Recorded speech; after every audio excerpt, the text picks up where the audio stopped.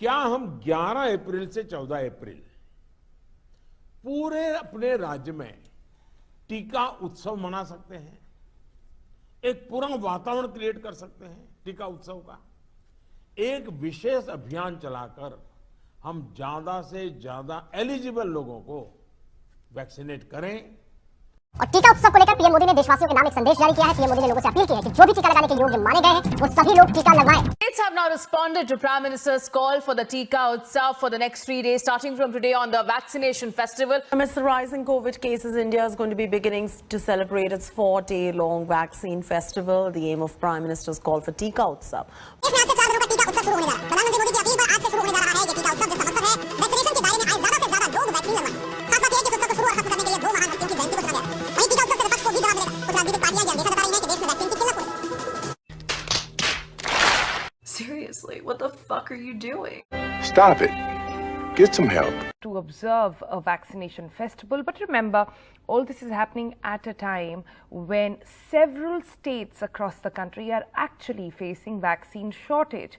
Several states, including Punjab, Maharashtra, Chhattisgarh, have actually written in to the Prime Minister saying they need more vaccine. So how today goes will be something to keep an eye on. Hello comrades, तो आज के इस video में हम अपनी कहानी ख़त्म करेंगे। अगर आपने पार्ट 1 नहीं देखा है तो प्लीज़ जाके देखिए, लिंक मैंने डिस्क्रिप्शन एंड कमेंट बॉक्स में डाल दिया है। Thank you comrades. तो मैंने जब आपको पिछले वीडियो में बताया था कि जेनर ने कॉन्ट्रैक्ट साइन किया था अडार पूनावाला के साथ, जो कि CEO हैं वर्ल्ड की number 1 vaccine manufacturing company serum institute के, तो उस वक्त अडार पूनावाला गवर्नमेंट ऑफ इंडिया के पास गए कि आप प्री बुकिंग करिए वैक्सीन्स का, और जब ट्रायल रिजल्ट आ जाएगा तो उस वक्त आपको वैक्सीन प्रोवाइड कर दी जाएगी। पर गवर्नमेंट ऑफ इंडिया ने मना कर दिया, यह कह के कि अभी तक ह्यूमन ट्रायल का रिजल्ट नहीं आया है तो हम प्री बुकिंग नहीं करेंगे और अपना पैसा रिस्क पे नहीं डालेंगे। तो उस वक्त देश जैसे USA, UK एंड कनाडा करोड़ों में वैक्सीन की प्री बुकिंग कर रहे थे अलग अलग कंपनीज से कि थोड़ा सा भी चांस हो कोई भी वैक्सीन का पास होने का। UK और कनाडा ने तो इतना ज़्यादा ऑर्डर कर दिया था कि हर एक आदमी के लिए 10 वैक्सीन डोज मिल जाती। और उस वक्त हमारे सरकार ने आर्यभट्टा का 0 की प्री बुकिंग की थी। जिस वक्त इतने सारे देश बहुत ज़्यादा मात्रा में प्री बुकिंग कर रहे थे, उस वक्त हमारे हेल्थ मिनिस्टर घर में बैठ के ये कर रहे थे। जय हो टू ऑल माय फ्रेंड्स। और बाबा रामदेव की कोरोनिल लॉन्च कर रहे थे। और जिस वक्त सुप्रीम कोर्ट ने सरकार से यह सवाल पूछा कि आपने अभी तक वैक्सीन के रिसर्च एंड डेवलपमेंट में कितना पैसा लगाया है, तो उस वक्त सरकार का जवाब आता है कि हमने अभी तक पैसे ही नहीं लगाए हैं। जिस वक्त कई सारे देश हज़ारों करोड़ों रुपए लगा रहे थे वैक्सीन के रिसर्च एंड डेवलपमेंट में, उस वक्त हमारी सरकार ने एक पैसा तक नहीं लगाया था। USA ने तो 18,000 करोड़ लगा दिए थे। उस वक्त हमारे सरकार हर दिन बैठ के यह कहती रहती थी, वाह मोदी जी वाह, वाह मोदी जी वाह। ये बिक गई है गवर्नमेंट, अब गवर्नमेंट में कुछ नहीं है।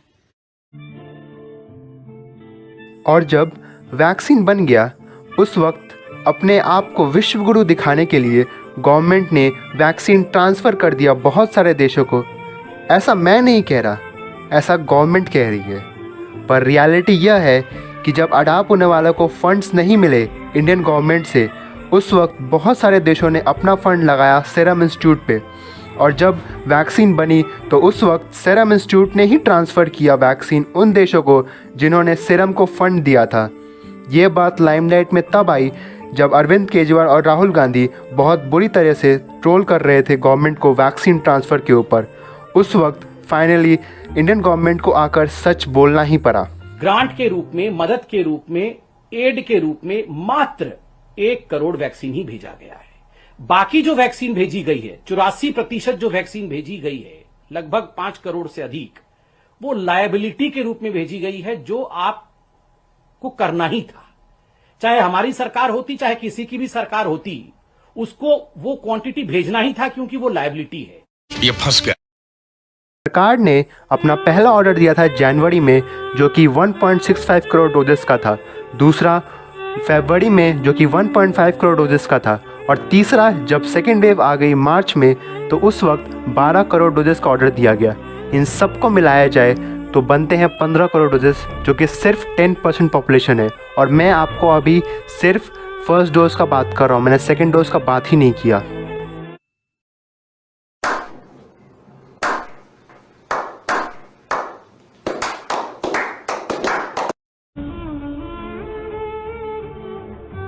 प्रॉब्लम तो यहाँ आ गई जब सेंट्रल गवर्नमेंट ने स्टेट को कहा कि वो खुद वैक्सीन खरीदे।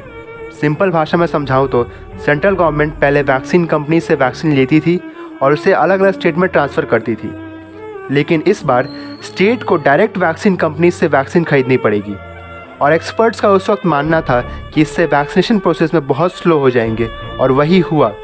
और कुछ स्टेट के हेल्थ मिनिस्टर ने तो यह तक कह दिया कि हमसे सेंट्रल गवर्नमेंट ने एक बार भी नहीं पूछा इतना बड़ा डिसीजन लेने से पहले।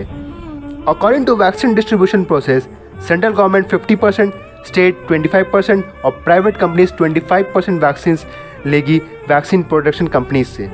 और अगर आप रेट को देखें तो सीरम इंस्टीट्यूट सेंट्रल गवर्नमेंट को 150 रुपये वैक्सीन बेचती थी, और वही सेम वैक्सीन स्टेट को 300 रुपये में बेचा करती थी। और दूसरी तरफ अगर भारत बायोटेक को देखें तो 150 रुपये में सेंट्रल को वही सेम वैक्सीन स्टेट को 400 रुपये में बेचा करती थी। अगर दोनों सरकारें फ्री में ही वैक्सीन दे रही हैं तो अलग अलग रेट क्यों? क्या स्टेट के पास ज़्यादा ही पैसे आ गए हैं? फिर हर कोई यह मांग कर रहा था कि वो 35,000 करोड़ रुपए कहाँ हैं जो हमारी फाइनेंस मिनिस्टर ने देने का वादा किया था। 35,000 करोड़ रुपए से 100 करोड़ लोगों को वैक्सीन लग सकती है। इन सब के बाद स्टेट्स को ग्लोबल टेंडर निकालना पड़ा। ये कितनी शर्म की बात है कि सेंट्रल गवर्नमेंट के होने के बावजूद ग्लोबल टेंडर निकालना पड़ा, वो भी स्टेट गवर्नमेंट को। हमारी फाइजर से बात हुई, फाइजर वाले कहते हैं जी आपको नहीं देंगे, हम केंद्र सरकार से बात करेंगे। हमारी मॉडर्ना से बात हुई, मॉडर्ना वाले कहते हैं जी हम आपको नहीं देंगे, हम केंद्र सरकार से बात करेंगे। गजब बेइज्जती है। और यही सबसे बड़ा कारण माना गया अडार पूनावाला के देश छोड़ने का। उन्होंने ब्रिटिश न्यूज़पेपर को दिए इंटरव्यू में यह कहा कि उन्हें बहुत सारे धमकी भरे कॉल आ रहे थे कुछ बड़े लोगों से जो कि वैक्सीन की डिमांड कर रहे थे। पूनावाला ने किसी का नाम तो नहीं लिया, पर इनर रिपोर्ट यह कहती है कि वह कॉल सीएम और कुछ बड़े बिजनेसमैन का था। अगर आप पहले की 20 करोड़ डोजेस देखें तो उसके हिसाब से 18 करोड़ डोजेस कोविशील्ड के थे और 2 करोड़ डोजेस कोवैक्सीन के थे। अडार पूनावाला ने इंडियन वैक्सीनेशन पॉलिसी में बहुत बड़ा रोल अप्लाई किया था। फिर आखिरकार इन मामलों में सुप्रीम कोर्ट को आना पड़ा और यह कहना पड़ा कि इंडियाज़ वैक्सीनेशन पॉलिसी की जिम्मेदारी सेंट्रल गवर्नमेंट की है।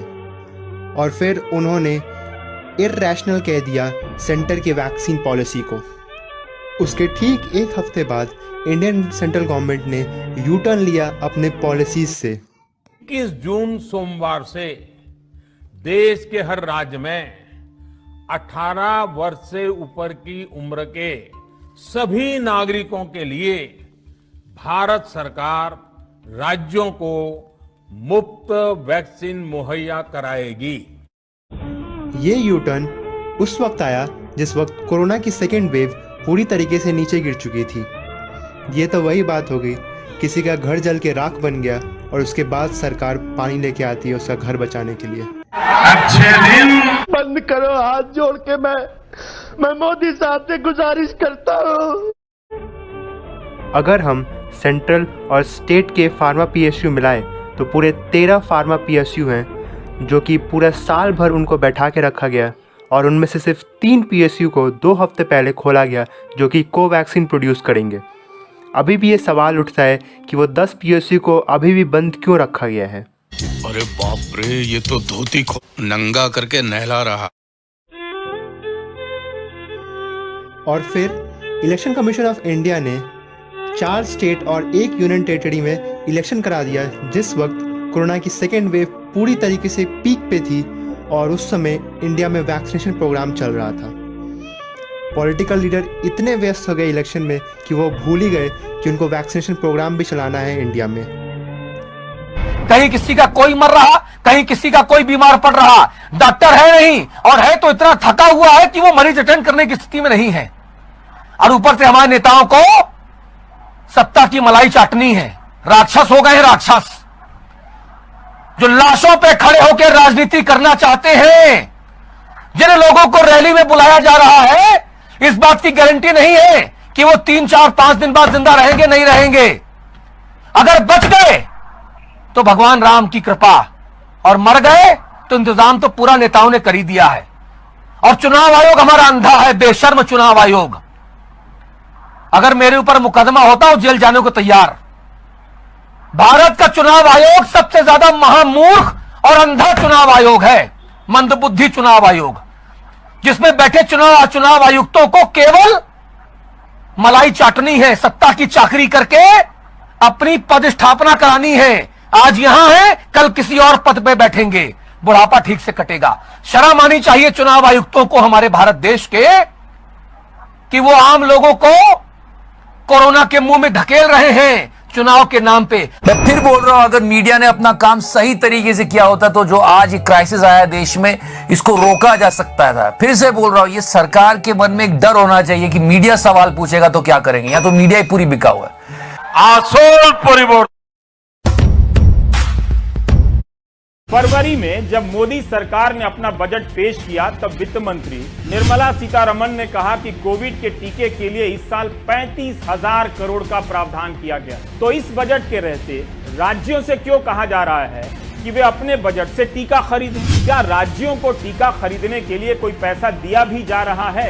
8 गरीब राज्यों को अपने स्वास्थ्य बजट का 30% टीका खरीदने पर खर्च करना पड़ सकता है। इनमें बिहार, छत्तीसगढ़, झारखंड, मध्य प्रदेश, राजस्थान और उत्तराखंड शामिल। इन राज्यों की स्वास्थ्य व्यवस्था और चरमरा जाएगी। जब तक छवि बन रही, तब तक टीका कार्यक्रम पर केवल केंद्र का नियंत्रण था। जब लोग मरने लगे और छवि धुलने लगी, तो राज्यों से कहा गया कि आप खुद से टीका खरीद लीजिए। 35,000 करोड़ के बजट के बाद भी अप्रैल तक मोदी सरकार ने भारत और भारत से बाहर की कंपनियों को ऑर्डर क्यों नहीं दिया, या कितना दिया? जबकि साल भर में अमेरिका ने 130 करोड़ टीके का ऑर्डर दे दिया।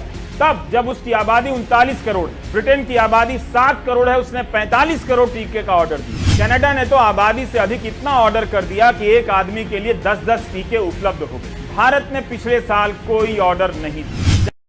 बड़े देश टीके के रिसर्च और विकास में पैसा लगा रहे थे, कंपनियों से खरीद रहे थे, मुफ्त बांटने की रणनीति बना रहे थे, तब सोचिए मोदी सरकार ने भारत की ही 2 कंपनियों में एक नया पैसा नहीं लगाया। लेकिन टीके के वितरण से लेकर हर चीज पर ऐसे नियंत्रण रखा गया जैसे सब कुछ मोदी सरकार कर रही है। आपको याद होगा जब मार्च में कोरोना की दूसरी लहर तेज हुई, तब सरकार की तरफ कई सवाल टीकाकरण को लेकर। उन सब के बीच प्रधानमंत्री ऐलान कर कितना आत्मविश्वास कि टीकोत्सव मनाया जाएगा, टीका उत्सव मनाया जाएगा। आपको पता है उस टीका उत्सव का क्या हुआ? भोज में सबको बुला लिया गया भोजन बनाने। आज आप देख पा रहे हैं कि जिस अभियान को मोदी सरकार दुनिया का सबसे बड़ा टीका अभियान बता रही थी, उसकी क्या हालत भारत में और दुनिया, और किस आधार पर इसे दुनिया का सबसे बड़ा वैक्सीन प्रोग्राम कहा गया? किस आधार? क्या आपने कभी सोचा?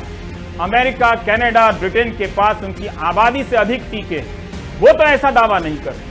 हमारे पास 25 करोड़ लोगों को देने के भी टीके अभी तक उपलब्ध नहीं। दिल्ली में इतना ही पोस्टर लग गया कि बाहर क्यों दिया गया टीका, पुलिस ने केस कर दिया। लोग बोले भी तो कैसे बोले? आप गोबर पर बोल सकते, प्रो गोबर बन जाइए, पुलिस केस नहीं करेगी। हम एक बिखरे हुए मुल्क को देख रहे हैं। काश अगर भाषण पे ध्यान नहीं दिया जाता और काम किया जाता तो आज ये दिन ना देखना पड़ता। आप लोग गंगा जी में शवों को जल प्रवाहित नहीं करेंगे। डॉक्टर चिल्लाते रहेंगे, कोई डॉक्टर नहीं आया, कोई डॉक्टर नहीं आया।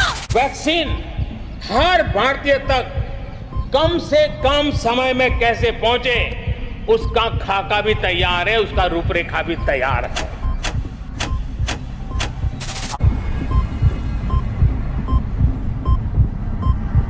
भैया मत रख, भैया बोलना, हमने तो मुझे सुनना है। डॉक्टर भी नहीं चेक करना।